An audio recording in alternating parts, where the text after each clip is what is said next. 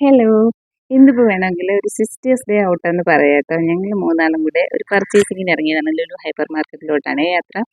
അപ്പോൾ ഞങ്ങൾ രാവിലെ 8 മണിക്ക് തന്നെ ഇറങ്ങിയിട്ടുണ്ട്. നോമ്പല്ലേ, അപ്പോൾ ഒരു 8-8:30 വീട്ടിൽ നിന്ന് ഇറങ്ങി. ഇവിടെ എത്തുമ്പോൾ ലുലുവിലോട്ട് എത്തുമ്പോൾ ഒരു 10 മണിയായിട്ടുണ്ട്. അപ്പോൾ ബസ്സിലാണ് വന്നത്. അങ്ങനെ ആ ഒരു മേൽപ്പാലമൊക്കെ ക്രോസ് ചെയ്ത് ഇറങ്ങി വരികയാണ്.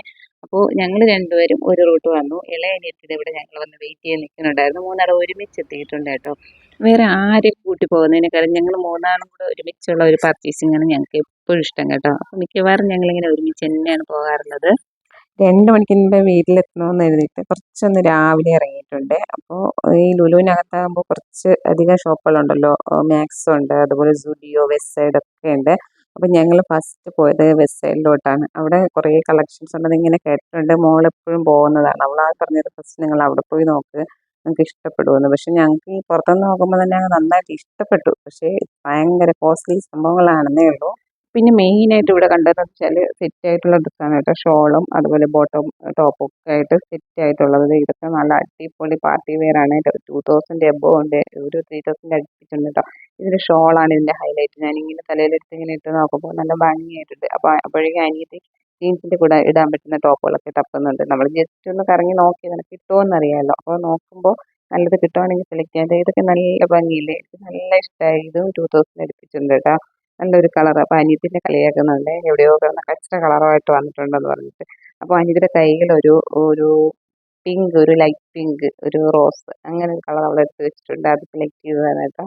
നല്ല നല്ല ഭംഗിയുണ്ട്. അത് നമുക്ക് ഈ ചൂട്ട് ഇടാൻ പറ്റിയ നല്ല ഒരു കോട്ടൺ, ഖാദി കോട്ടൺ ആണ്. അപ്പോൾ നല്ല സുഖമായിട്ടുള്ള ഡ്രസ്സ് കേട്ടോ. ഇട്ട് നോക്കിയപ്പോൾ അതിൻ്റെ സെയിം ഒരു ഗ്രീനാണ് ഇത് കേട്ടോ. ഇതിൻ്റെ സെയിം മോഡലാണ് ഞാൻ പിങ്ക് എടുത്ത് വെച്ചിട്ടുണ്ടായിരുന്നത്.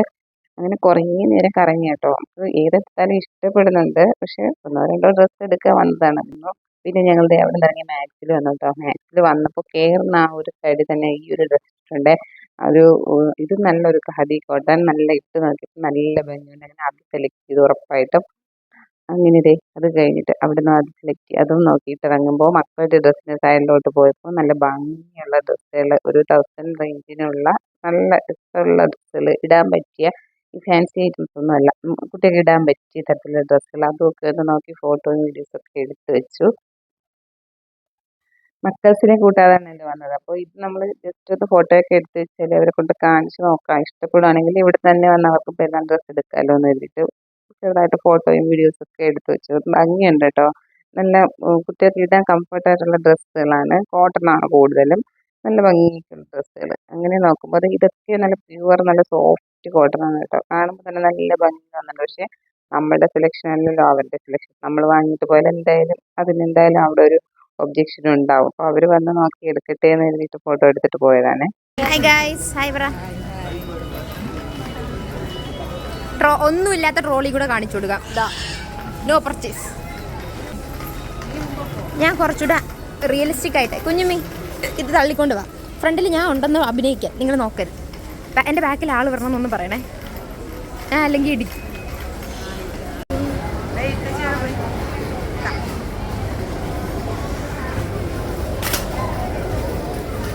അത് കുഞ്ഞെ കൊണ്ടുവരും ട്രോളി ഇടുക. അതോ വരുന്നു ഉമ്മച്ചി. ഇതിനകത്ത് കൊണ്ടിട കുഞ്ഞ. കുഞ്ഞ ഓ നശിപ്പിച്ച് കുഞ്ഞ ഇട്.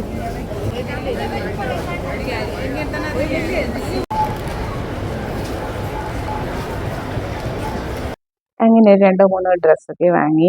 കുറച്ച് സൂപ്പർ മാർക്കറ്റിൽ കയറി കുറച്ച് സാധനങ്ങൾ വാങ്ങിക്കാനുണ്ടായിരുന്നു. അതും കൂടെ വാങ്ങിയിട്ട് ഞങ്ങൾ പോവാണ്. അധികം സമയമൊന്നും ആവില്ല എന്ന് വിചാരിച്ച് ഞങ്ങൾ ഏകദേശം 3:30 മണിയായിട്ടുണ്ട്. ഇനി ഇവിടുന്ന് വീടെത്തുമ്പോൾ 4:30 മണിയാവും കേട്ടോ. ഇനി ചെന്നിട്ട് വേണം നോമ്പ് മുറിക്കുന്ന പരിപാടികളൊക്കെ സ്റ്റാർട്ട് ചെയ്യാൻ വേണ്ടിയിട്ട്. അപ്പോൾ ഒരാളിവിടെ ഓൾറെഡി കാല് കഴിക്കുന്നു എന്ന് പറഞ്ഞിട്ട് ഇവിടെ ഇരിക്കുകയാണ് കേട്ടോ. ലാസ്റ്റ് പർച്ചേസിങ്ങിന് വന്നിട്ടില്ല, ഇവിടെ ഇരിപ്പായി. അങ്ങനെ ഞങ്ങളിതേ പോവുകയാണ് കേട്ടോ. ഈ ഒരു 3 ദിവസം വാങ്ങി കുറച്ച് സാധനങ്ങളൊക്കെ വാങ്ങി. 3 സ്ഥലത്തോട്ടല്ല, 2 സ്ഥലത്തോട്ട് പോകാനിടയ്ക്ക് മോളെ കിട്ടിയിട്ടുണ്ടായിരുന്നു.